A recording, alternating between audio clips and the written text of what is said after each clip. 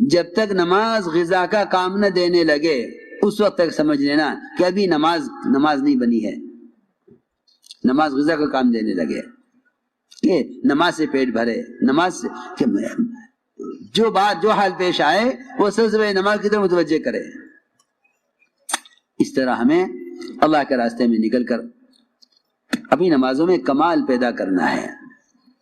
اس لیے کہ صحیح روایت میں ہے من لم يقم صلبه بين الركوع والسجود لم ينظر الله الى صلاته.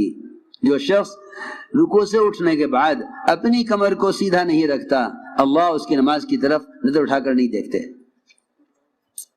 اپنی نمازوں میں کمال پیدا کرو. اللہ مجھے معاف فرمائے.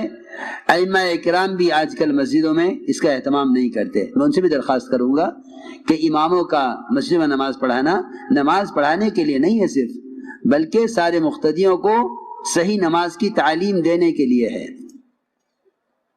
کتاب کی نماز سے مقتدی کی نماز صحیح نہیں ہوگی، بلکہ امام کی نماز سے مقتدی کی نماز صحیح ہوگی. مقتدی کو صحیح نماز کا علم امام کی نماز سے ہوگا، نہ کہ کتاب کی نماز سے. کہ لئے کتابیں چھپی ہوئی ہیں پڑھ لو، نہیں. اگر ایسا ہی ہوتا تو 100% لوگوں کے اعمال درست ہوتے. بالکل نہیں. امت نے بڑی غلطی کی ہے کہ عمل کے ٹھیک ہونے کو صرف کتاب پر ڈال دیا ہے. حضور اکرم صلی اللہ علیہ وسلم اس امت کے معلم ہیں. آپ نے اپنے مسجد میں آنے والے کی نماز کو خود دیکھا اور بار بار حکم لگایا جا نماز پڑھ، جو نماز نہیں پڑھی، جا نماز پڑھ، جو نماز نہیں پڑھی. نماز میں رکوع سجدے نہیں چھوڑے تھے، قیام اور جو ہے قاعدہ نہیں چھوڑا تھا. صرف اتنی غلطی کی تھی کہ رکوع سے اٹھنے کے بعد کھڑا نہیں رہا، دو سجدوں کے درمیان اطمینان سے نہیں بیٹھ سکا. اسی لیے حضرت عائشہ، حضرت معاذ بن جبل اور متعدد صحابہ کا اور بہت سے ائمہ کا مذہب یہ ہے کہ جو نماز جلدی جلدی پڑھے گا اس کی نماز ادا نہیں ہوگی، اس کو نماز دوبارہ لوٹانی پڑے گی. اس لیے میں تاکید سے عرض کر رہا، کیونکہ جتنا نقصان اسباب کا ہوتا ہے، جتنے کارخانے بند ہوتے ہیں، جتنی دکانیں چل چل کر کنگال ہو جاتی ہیں اور بند ہو جاتی ہیں، میں سمجھتا ہوں خدا کی قسم سب سے بڑی بددعا نماز کی اسباب کو لگتی ہے. نماز تو خود کہہ رہی ہے کہ بددعا کرتی ہے نماز اس نمازی کے لیے جو اس کے رکوع سجدوں کو بگاڑ کر جاتا ہے. اور لوگ عام طور سے نماز کو بگاڑتے ہیں اسباب کے لیے کہ وہ گاہک دکان پر انتظار کر رہا ہے، مجھے فوراً جانا ہے، سنت چھوڑ کر جائے گا، یہ بگاڑ کر جائے گا. یہ نماز بددعا کرے گی نمازی کے لیے.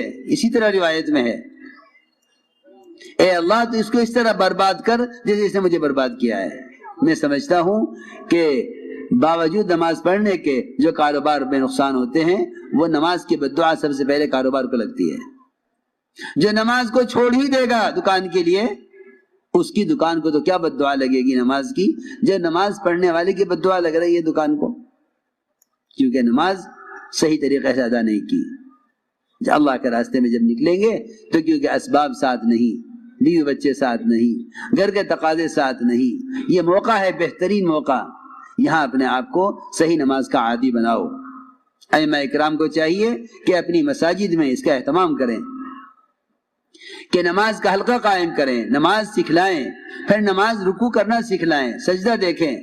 خود اپنی نماز سے ائمہ کو چاہیے خود اپنی نماز سے صحیح نماز پڑھ کر دکھلائیں، نماز صحیح پڑھائیں. وہ عوام کی مشغولی کی رعایت نہ کریں. آج کل یہ ایک غلط فہمی پیدا ہو گئی ہے عام طور سے مسلمانوں میں کہ نماز ہلکی پڑھاؤ کیونکہ پیچھے بھائی وہ ہیں، تاجر بھی ہیں، ضرورت مند بھی ہیں اور مشغول لوگ بھی ہیں.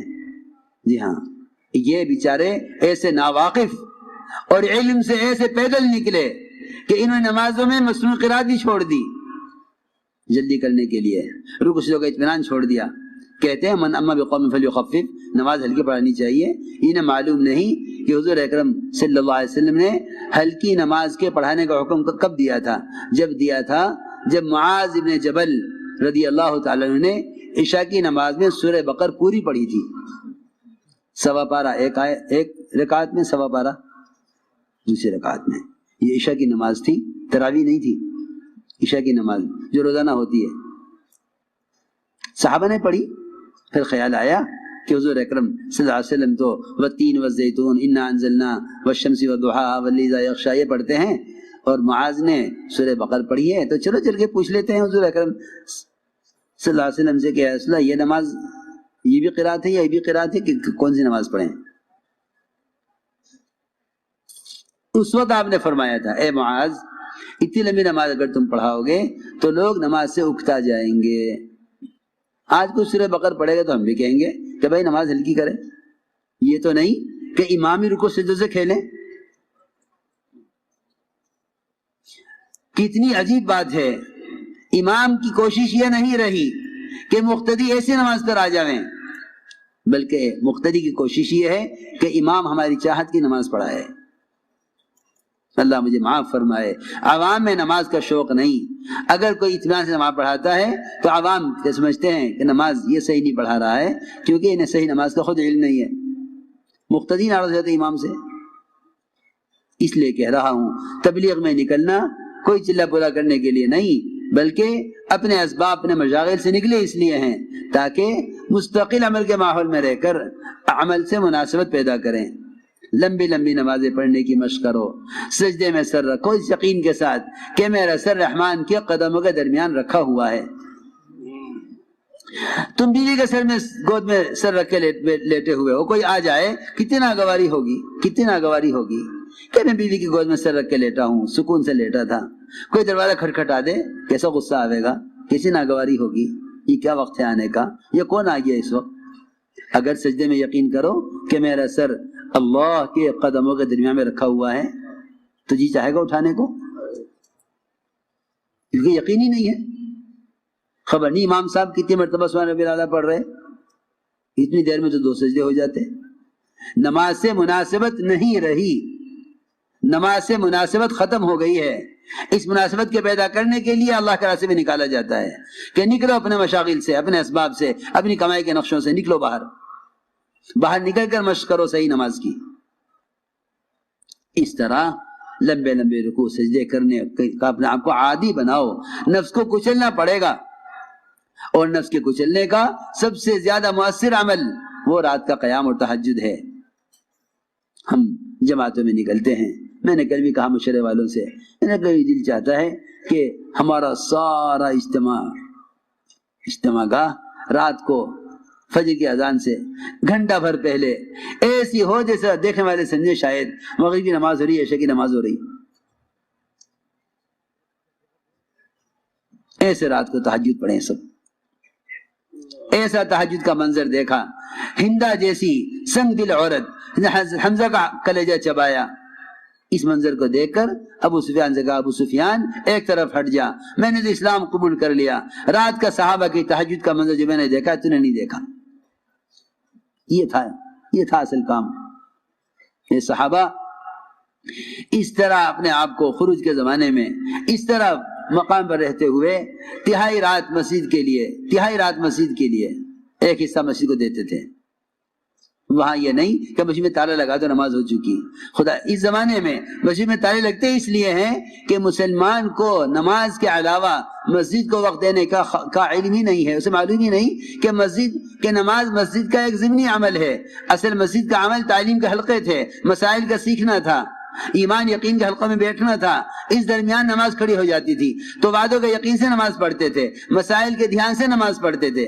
اس زمانے میں مسجد صرف نماز کے لیے رہ گئی ہے، یہی وجہ ہے کہ نماز پر جہالت غالب ہے، اور اکثر وقت مسجد اکثر وقت بند رہتی ہے۔ اگر کوئی تقاضا پیش آ جائے، کوئی مسافر گزرنے لگے تو اسے مسجد میں نماز کی جگہ نہیں ملتی کہ وہ تالا بند ہے کہ نماز ہو چکی جاؤ۔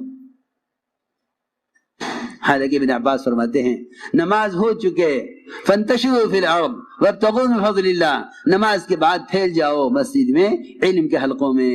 ابن عباس یہ فرماتے ہیں کہ اسے طلب علم مراد ہے، طلب رزق مراد نہیں ہے۔ میں تو اللہ سے دعائیں کرتا رہتا ہوں، کہتا رہتا ہوں کاش یہ ہمارے سال لگائے ہوئے بجائے اس کے کہ اگر کسی مدرسے میں تقرری ملے تو پڑھاویں ورنہ تجارت کر لیں، کتنی نکمے پن کی بات ہے۔ اللہ نے تمہیں علم دیا ہے، تم مسجدوں میں علم کے حلقے قائم کر لو، محلے کے لوگ آویں، تم سے مسائل پوچھیں، تم سے نماز سیکھیں، تم سے اپنے گھریلو مسائل آ کے تم سے پوچھیں۔ یوں دل چاہے کہ ہر مسجد مدرسہ بن جاوے، یہ دل چاہے ہر مسجد مدرسہ بن جاوے.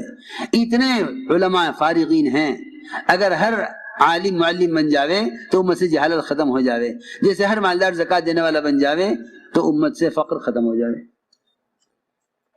مگر یوں سوچتے ہیں کوئی ہم سے پڑھنے کے لیے آئے گا تو سوچ لیں گے، کوئی ہمیں پڑھانے کے لیے بلائے گا تو پڑھا دیں گے. حالانکہ یہ انبیاء کے وارث تھے، ان کے پاس علم اللہ کی طرف سے امت کی امانت ہے، اس امت تک پہنچانا علماء کے ذمہ ہے. یہ تو نہیں کوئی گاہک آئے گا تو دکان کھول لیں گے. تم دکان کھولو گے تو گاہک آئے گا. تم علم کا حلقہ قائم تو کرو مسجدوں میں. تم علم کا حلقہ قائم کر کے بیٹھو گے، اللہ تعالیٰ نے جی کے لیے ہدایت مقدر کی ہے، اللہ انہیں بھیجیں گے تمہاری طرف.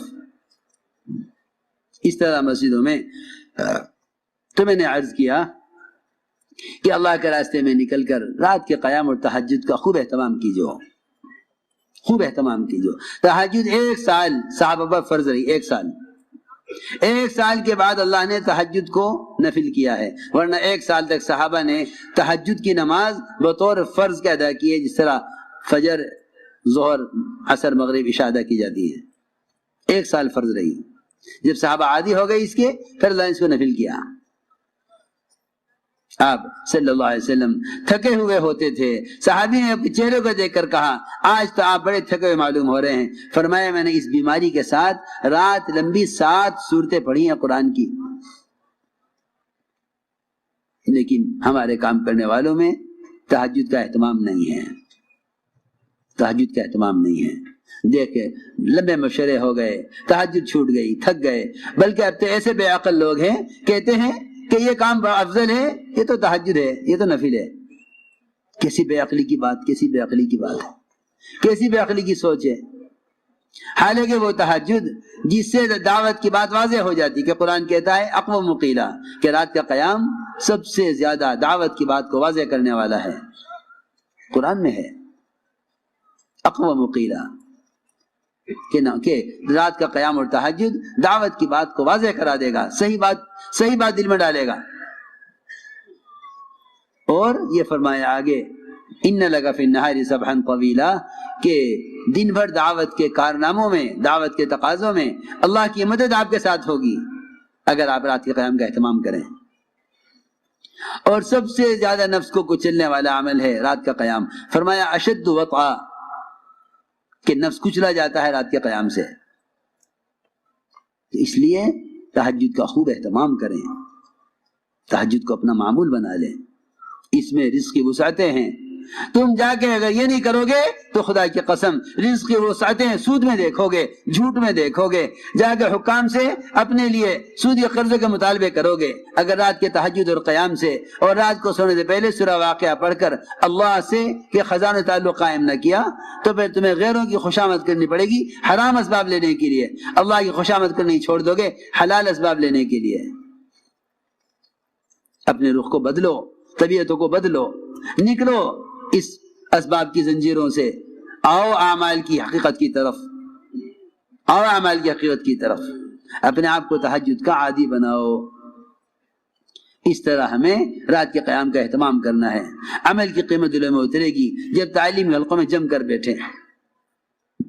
جب تعلیم حلقوں میں جم کر بیٹھیں گے تو پھر عمل کی حقیقت دلوں میں اترے گی. یہاں بازار میں جم کر بیٹھا ہوا ہے، آج ایک چیز خریدی، 4 مہینے کے بعد خریدے گا، کہے گا کہ کیوں 100 روپے بڑھ گئے، پچھلی دفعہ لی تھی 200 روپے کی تھی، اب 300 کیوں دے رہے ہو. اسے 4 مہینے کے 200 روپے کی قیمت چیز کی یاد ہے، لیکن اسے ظہر کی نماز میں صبح کی تعلیم کی حدیث یاد نہیں ہے. اس کو صبح کی تعلیم میں کی حدیث ظہر کی نماز میں یاد نہیں ہے کہ صبح تعلیم میں نماز سے متعلق کیا حدیث سنی تھی. اسے نہیں معلوم، اسے نہیں معلوم. بازار میں بیٹھتے ہیں چوکنا ہو کر، تعلیم کے حلقے میں بیٹھتے ہیں غافل ہو کر، نہیں معلوم. اعمال میں احتساب پیدا کرنے کے لیے تعلیم کے حلقے ہیں، صبح شام تعلیم کے حلقے ہیں، اور تعلیم کے حلقے ہی ایمان کے حلقے ہیں کہ اللہ کے وعدوں کا یقین دلوں میں تازہ ہو. یہ تعلیم کا مقصد تھا. اس لیے جتنی جماعت اللہ کے راستے میں نکل رہی ہیں یہ صبح کی تعلیم میں 3 عمل کریں گی. پہلا عمل کتابی تعلیم جس میں منتخب احادیث ہی پڑھی جائے گی. صبح کی تعلیم میں منتخب احادیث سے تعلیم ہو. سب سے پہلے قرآن کی تفسیر کے حلقے، اس کے بعد منتخب احادیث سے تعلیم. پھر 6 نمبر کا مذاکرہ انہی احادیث کی روشنی میں. 6 نمبر کا مذاکرہ ہمیشہ ان منتخب احادیث کی روشنی میں کرو، اس لیے کہ 6 نمبر سے مذاکرہ حضرت نے حدیثیں جمع کی ہیں اسی کام کے لیے، تاکہ امت سمجھے کہ یہ 6 نمبر کیا ہیں. یہ 6 نمبر کیا ہے؟ نمبر نہیں ہے، یہ صفات ہیں. ان صفات کی کمی کا احساس پیدا ہوگا جب ان 6 صفات کو ان احادیث کی روشنی میں بیان کیا جائے گا. ایمان کسے کہتے ہیں؟ کمال والی نماز کیا ہے؟ علم اور ذکر کی حقیقت کیا ہے؟ حضور اکرم صلی اللہ علیہ وسلم نے اپنی احادیث سے ان صفات کی حقیقت بتلائی ہے. ہم اگر ان صفات کو بیان کریں گے تو ہمارے اندر ان صفات کے پیدا کرنے کا فکر پیدا ہوگا.